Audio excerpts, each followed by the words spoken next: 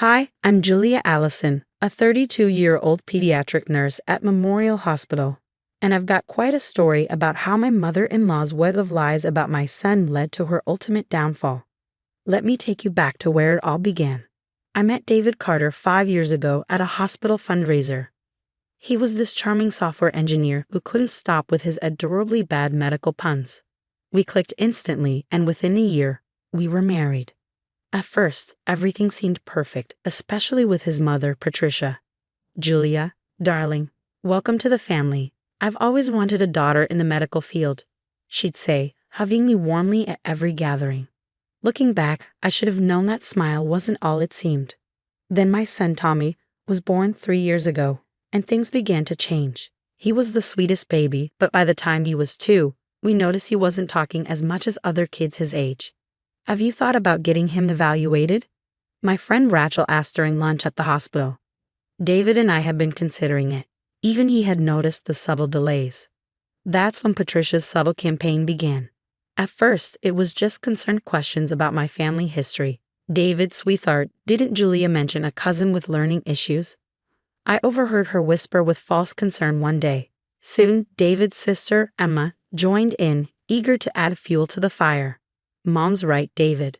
Maybe we should look into Julia's background more carefully." Thank goodness for David's brother, Michael. He was the only one who saw through their act. "You're being ridiculous, Mom. Tommy's fine. He just needs time." But Patricia was relentless.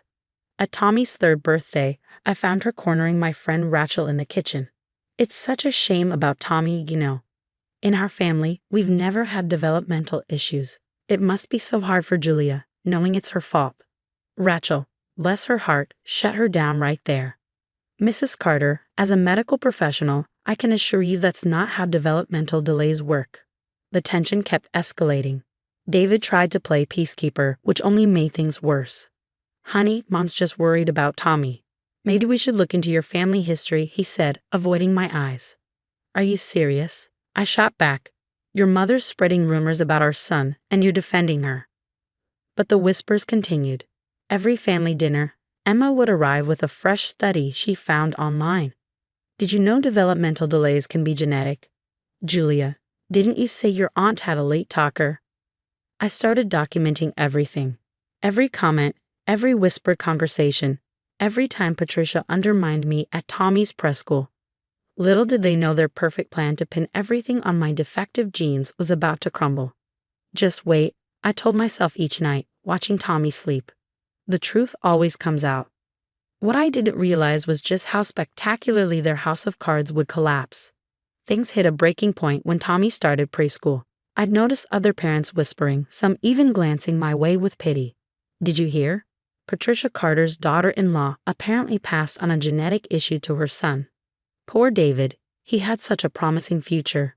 Before I married into that family, everything seemed perfect. But one day, things took a dark turn. It was pickup time at Tommy's preschool when his teacher, Miss Johnson, pulled me aside. "Mrs. Allison, some parents have expressed concerns about Tommy being in class with their children." Mrs. Carter mentioned something about a family history of issues. I felt my blood boiling. "What exactly did Mrs. Carter tell you?" "She mentioned developmental disabilities running in your family and suggested it might be contagious." I was livid, but I kept my cool. I started documenting everything. Every backhanded comment, every whispered conversation. With Rachel's help, we kept meticulous records. "This is getting out of hand," Rachel said one afternoon, helping me jot down another incident. "She's literally turning the whole town against you." Things at home weren't much better. David kept making excuses for his mother. "Mom's just old-fashioned Julia. She doesn't understand these things." "David, she's telling people our son is contagious. How are you not furious about this?" But the lies kept spreading. Then came the day I overheard Patricia talking to David when she thought I was at work. "Darling, you need to think about your future. Julia's genetics are clearly compromised. What kind of grandmother would I be if I didn't protect my grandchild? Maybe it's time to consider other options." "Mom, are you suggesting divorce?" David asked, his voice incredulous. "I'm just saying there are plenty of nice girls from good families. Emma knows several who'd be perfect for you." I shook with rage but kept quiet. That same week at family barbecue, Emma worked the crowd. It's just tragic. Tommy might never be normal. And it's all because of Julia's DNA. Patricia even showed me some articles about genetic testing before marriage. Michael, David's brother, tried defending me. Emma stopped spreading lies about Julia. This is getting ridiculous, Emma snapped. We're just concerned about the family's reputation. The final straw came when Patricia announced she was organizing a family intervention. We need to discuss Julia's genetic problems as a family, she declared at Sunday dinner. I've invited the whole family, even Aunt Martha from Ohio. I stood up, my voice shaking with fury. This is insane. You've gone too far. Sit down, Julia, Patricia commanded. This is for your own good. We need to address the damage you've brought to this family. David sat there, looking uncomfortable. Maybe we should hear Mom out. That's when I realized this wasn't just about Tommy anymore. This was about destroying me. Completely. But Patricia had no idea what was coming. For weeks, I'd been quietly making appointments with specialists, and the results were about to change everything. The intervention is next Saturday, Patricia said smugly. I expect everyone to attend. Little did she know, I had my own plans for that day. The day of the intervention turned into Patricia's worst nightmare. She gathered the entire family in our living room when I walked in with Dr. Anderson, Tommy's specialist. Before we start this intervention, I said I have some actual medical results to share. Dr. Anderson cleared her throat. Tommy has been diagnosed with auditory processing disorder. It's completely treatable with proper therapy, and most importantly, it's not genetic. Patricia's face drained of color. Well, that's just one opinion. Actually, I interrupted. I have something interesting to show everyone. I pulled out my phone and started scrolling. These are emails between Patricia and Tommy's speech therapy center. She's been canceling his appointments for months, claiming I was the one calling. The room went silent. David finally spoke, his voice cold and shaking. Mom, you did what? I was protecting our family, Patricia snapped. Julia's clearly unstable. Michael stood up, his voice booming. You mean the grief counselor Julia saw after her father died last year? The same grief counselor you told everyone was a psychiatrist treating her for mental illness. Emma tried to interject, but Michael shot her down. Shut up, Emma. David was scrolling through the emails on my phone, his hands trembling. You deliberately prevented my son from getting help. Your own grandson. David, honey, you don't understand, Patricia started. No, Mom, I understand perfectly now. David turned to me, his eyes filled with regret. Julia, I'm so sorry. I should have believed you then. Michael dropped another bombshell. This isn't the first time, is it, Mom? Should we tell everyone about Karen? Patricia went pale. Michael, don't you dare. Karen was Michael's wife who had mysteriously left town after Patricia spread rumors about her having a secret drug problem. Which was, of course, a lie. And Jessica, before that, Michael added. Dad's first wife, the one who supposedly had a gambling addiction.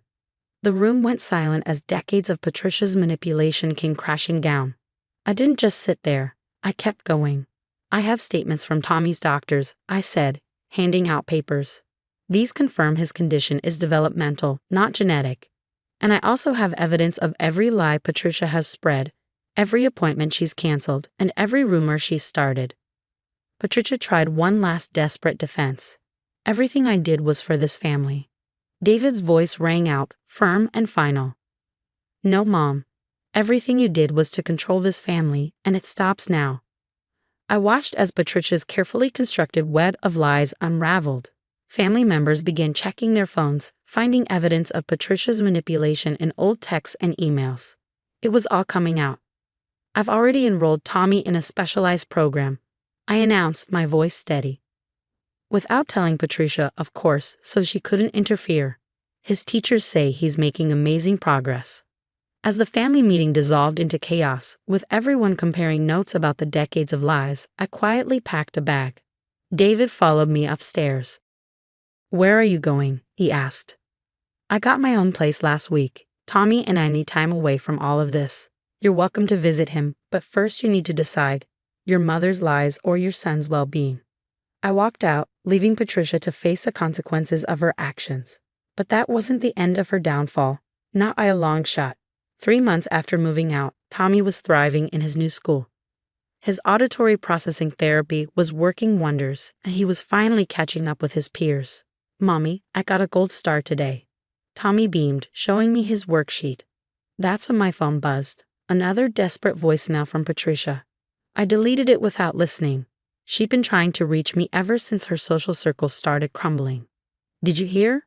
Rachel texted me. "Emma just got fired from her firm." The charity scandal hit the morning news. Michael called next. "Julia, you won't believe this.